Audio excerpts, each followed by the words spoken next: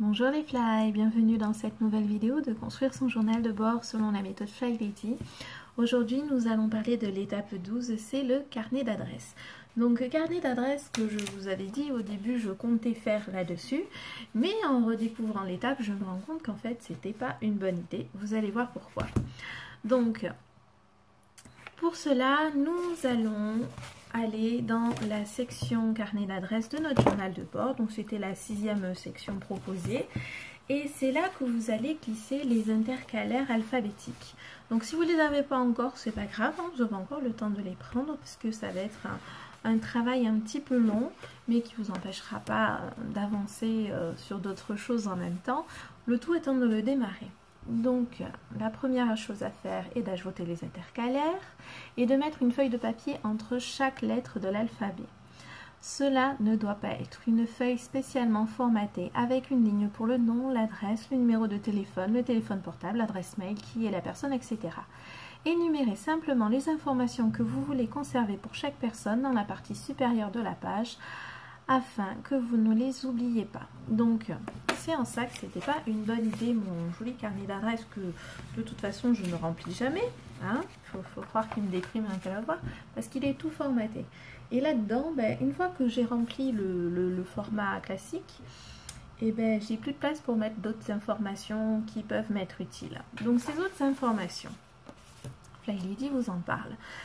Par exemple, pour le nom d'un réparateur, si vous ne mettez pas réparateur de l'appareil devant son nom un jour, vous le regarderez, vous direz qui c'est cette personne. Là-dedans, j'avoue que une fois que j'ai mis le nom, l'adresse, le numéro de fixe de portable et le mail, j'ai plus de place. Je ne peux pas mettre réparateur, j'ai pas la place. Moi, en tant que maman, je connais des mamans. Certaines, j'ai retenu le nom, le prénom. J'ai des difficultés avec les noms et les prénoms, mais pas avec les visages. Et si je ne me marque pas maman 2 en dessous, c'est mort, je ne me rappellerai pas qui c'est. Je vais vite confondre et puis me tromper de numéro. Donc, ça, c'est un petit truc que vous pouvez rajouter. Vous pouvez aussi rajouter des informations personnelles pour les connaissances, telles que les noms de leurs enfants et du conjoint.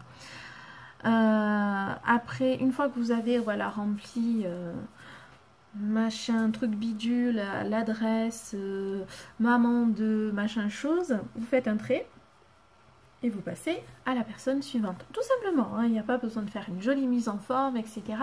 Non, parce que le seul truc, c'est qu'il faut écrire lisiblement, parce que sinon, ça sera inutilisable.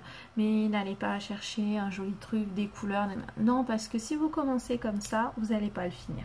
Vous n'allez pas le faire. Et là, on cherche quelque chose de pratique. Le joli, ça viendra plus tard. Commencez par faire un truc moche mais pratique, hein, et puis le jour où vous aurez fini de le remplir avec toutes les infos que vous avez déjà, peut-être que là vous allez le reprendre tranquillou et faire une jolie mise en forme, de jolies couleurs, etc. Mais dans un premier temps, pensez pratique. On fait de la déco après, hein. D'abord on s'occupe de ranger et après on réfléchit à la déco. C'est un petit peu la même idée.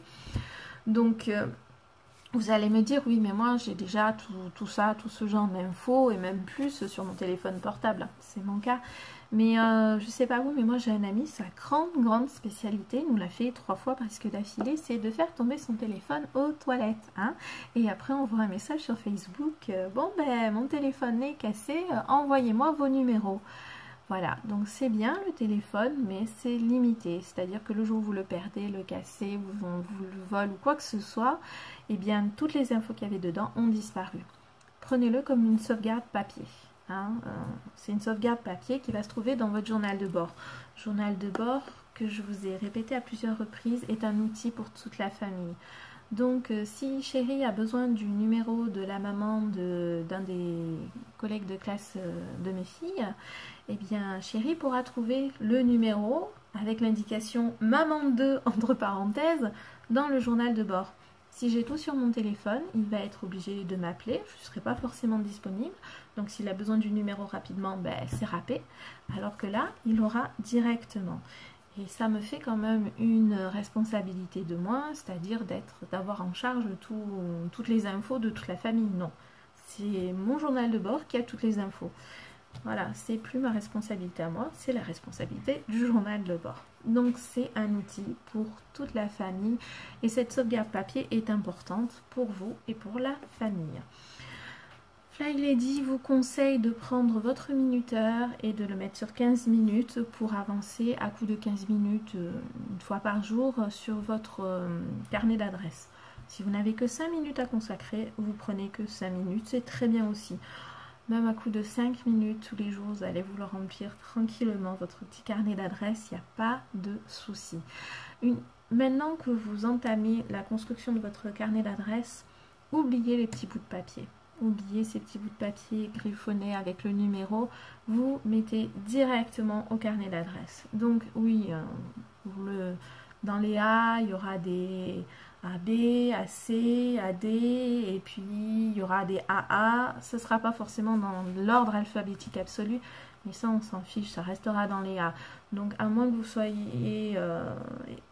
ayez l'équivalent d'un annuaire dans votre carnet d'adresses, on va dire que vu la quantité de noms, ça reste tout à fait lisible, tout à fait facile à rechercher là-dedans. Donc vous prenez pas la tête avec ça, vous remplissez au fur et à mesure. Le principal étant de garder une trace et en ordre, parce qu'elle sera en ordre, elle sera dans les A. On ne va pas mélanger les A et les B, donc déjà rien que ça vous fera un sacré tri. Voilà.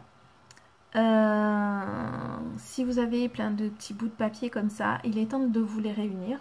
Je vous invite à vous prendre une petite boîte à chaussures ou quelque chose comme ça. Et puis, dès que vous faites le tour de la maison pour des hotspots ou des encombrements, etc., vous trouvez ces petits bouts de papier, hop, vous mettez dans votre boîte à chaussures sur le bureau. Et dès que vous prenez vos 15 minutes pour remplir votre carnet d'adresse, vous piochez directement dedans pour remplir. Hein, ça vous aidera. C'est une petite astuce toute bête, mais ça va vous soulager de plein de petits bouts de papier. Voilà, je pense avoir fait le tour. Fly Lady dit que ce carnet d'adresse sera une bénédiction lorsque vous devrez envoyer des cartes de vœux, des invitations convoquées, des rencontres communautaires. Cela permettra également de réduire le chaos et le stress dans votre vie. Avoir tout en un seul endroit et le garder à portée de main permettra d'économiser de nombreuses heures de recherche de noms et d'adresses notées sur un morceau de papier déchiré que vous savez avoir mis dans un endroit sûr. Voilà. Une fois que vous avez complété votre carnet d'adresses, vous êtes prêt pour l'étape 13. Donc, remplissez-le tranquillement. Hein. Vous pouvez attendre d'avoir fini de le remplir avant de passer à l'étape suivante. Maintenant, vous pouvez vous dire, j'y consacrerai 5 minutes par jour et je vais aller voir la suite. Il n'y a pas de souci, hein, pas de perfectionnisme. On y va tranquillement. Vous y allez au rythme qui vous intéresse. Sur ce, je vous dis à bientôt pour une nouvelle vidéo. Bye bye.